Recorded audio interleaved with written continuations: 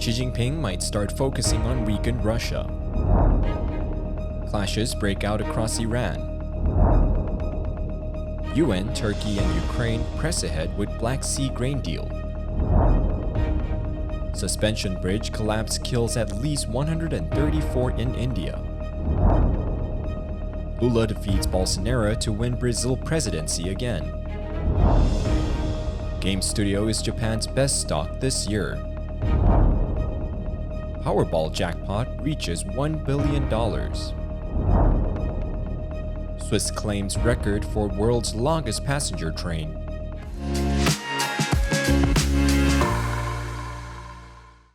Hello, I'm Johnny. Thank you for joining us on FUNDAY News. It's Tuesday, November 1st, and here are your top stories. The influential U.S. media outlet Forbes published an article on October 24th that suggested China's premier leader Xi Jinping may turn China's gaze to a weakened Russia. It has been speculated that China may reincorporate Russia's Vladivostok back into China's Haitian Way again and demand some 23,000 square miles of former Chinese territory Russia has held since 1860. If China were to get a foothold north of the Arctic Circle, it would not allow the country to formally claim status as an Arctic power, if not polar power. China knows Russia will never be weaker than it is today. The authorities suggest that over the next few years, with Russia serving as little more than a pariah state, China could tap into border disputes to loosen Russian control of its eastern territory, and nobody would raise much of a fuss. Under the current circumstances, China knows it can win without a fight. Unlike Ukraine, China neither has the will to fight or the ability to catalyze global resistance. Moreover, stripping a dying Russia down to the bone could offer a far greater return on investment than a combative near-term push on Taiwan now. Social media videos show students who defied an ultimatum issued by the Revolutionary Guards and a warning from the president being met with tear gas and gunfire from security forces on Sunday. This recent escalation marks a more violent phase of the 7 weeks of demonstrations in Iran, sparked by the death of 22-year-old Masha Amini after she was arrested by the morality police for attire deemed inappropriate. The activist Harana news agency said that 283 protesters, including 44 minors, have been killed in the unrest as of Saturday. The media said what began as outrage over Amini's death on September 16th has evolved into one of the toughest challenges for clerical rulers since the 1979 revolution, with some protesters calling for the death of Supreme Leader Ayatollah Ali Khamenei. While Iranians from all walks of life have taken to the streets, the recent confrontation at dozens of universities prompted the threat of a tougher crackdown. According to HRANA, more than 14,000 people have been arrested in 132 cities, towns, and universities. The UN, Turkey, and Ukraine pressed ahead to implement a Black Sea grain deal and move forward on Monday with 16 vessels, despite Russia's suspension from the pact that allowed the export of Ukrainian agricultural products to world markets. Odessa's military administration set a record volume of 354,500 tons of agricultural products left Ukrainian ports under the grain deal on Monday. In the meantime, Russia said it was unacceptable for shipping to pass through a Black Sea security corridor. The Russian Defense Ministry said in a statement, "The movement of ships along the security corridor is unacceptable since the Ukrainian leadership and the command of the armed force of Ukraine use it to conduct military operations against the Russian Federation." However, it emphasized that Russia was not withdrawing from the deal, but only suspending it. On Sunday, Russian Deputy Foreign Minister Andriy Rodienko said, "We have announced the suspension of our participation in the deal, not the withdrawal, but suspension." At least 134 people died and many were injured after a century-old cable suspension bridge collapsed into a river and sent hundreds plunging in the water Sunday evening in the western India state of Gujarat.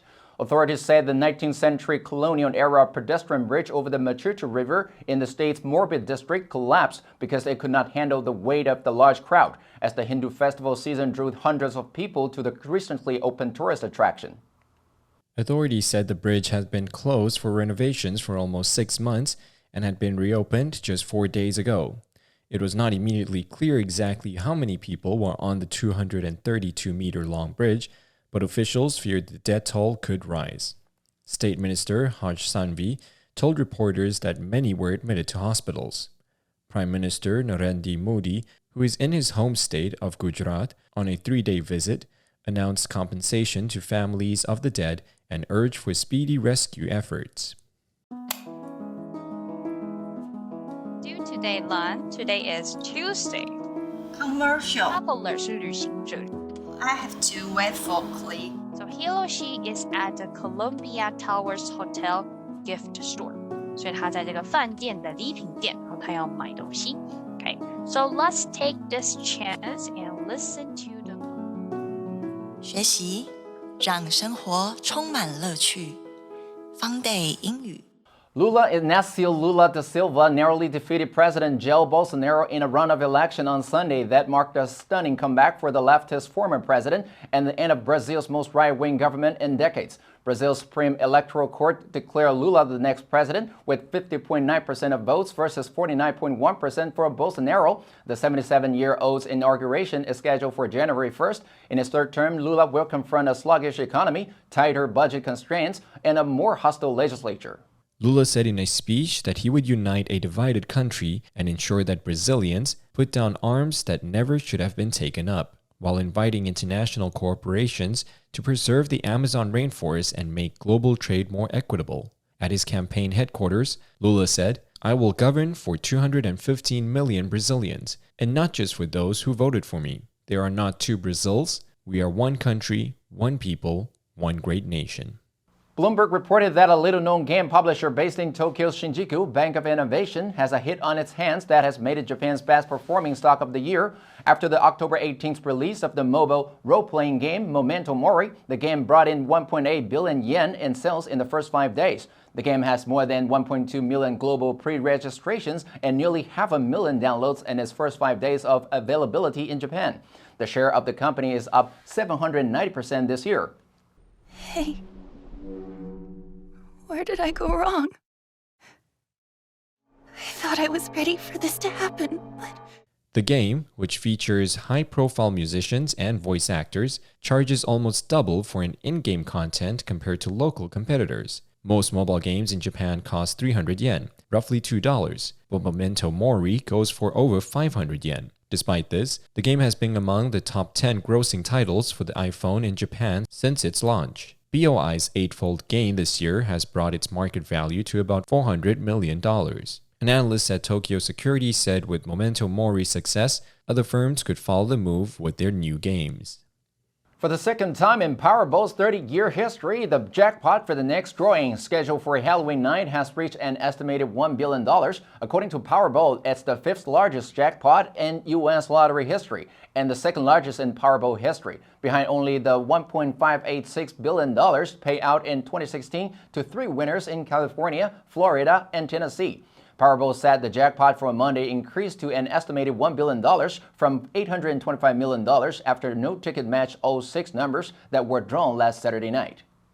Powerball said the last Powerball jackpot was won in early August, when a ticket sold in Pennsylvania became worth $207 million. The estimated $1 billion was followed by 37 consecutive drawings without a grand prize winner. The New York Times said the odds of winning are minuscule, just 1 in 292 million. The media warned winning a 10-figure payout could bring with it very real ghosts and goblins. Former lottery winners often end up with mental health issues after relatives and acquaintances start asking for money, or mismanaged wealth leads to financial ruin. A Swiss railway company claimed the record for the world's longest passenger train last Saturday with a trip on one of the most spectacular tracks to the Alps. The Rheinchen Railway Company ran the 1.9-kilometer-long train composed of 100 coaches along the Aluba-Bernina route from Prato to Bergen. The route was designated a UNESCO World Heritage in 2008 and leads through 22 tunnels, some of which spiral through mountains, and across 48 bridges, including the curved Landwasser Viaduct.